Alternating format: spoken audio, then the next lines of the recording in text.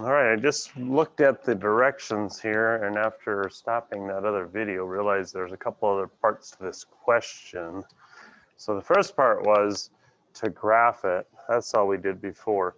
But it also says identify the domain and range. So remember this graph we selected as our corrected graph would be here.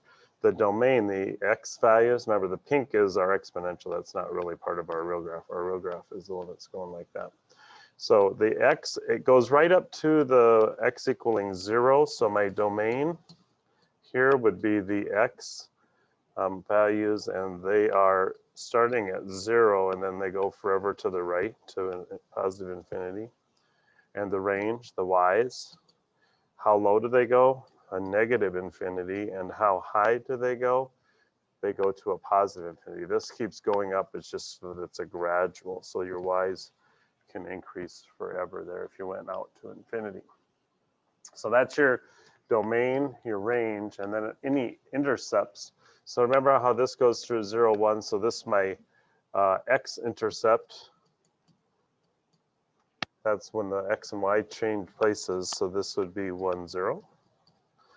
And then there is no y-intercept. Remember, the y-axis here is an asymptote. So y-intercept is none. And then the asymptotes, the asymptote that we have is the y-axis. So it's a vertical asymptote.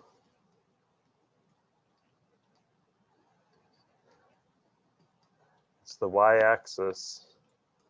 And in this case, remember the y-axis is where x is all equals 0 because you don't move left or right when you're graphing it, if it needed it as an equation.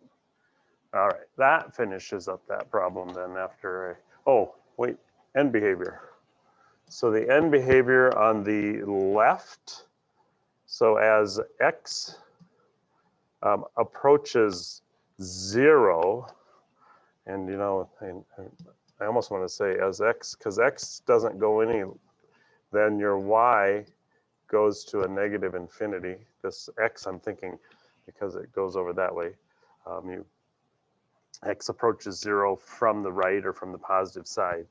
And then also as x goes to a positive infinity, that means out here, your y keeps going up forever. So then y goes to a positive infinity.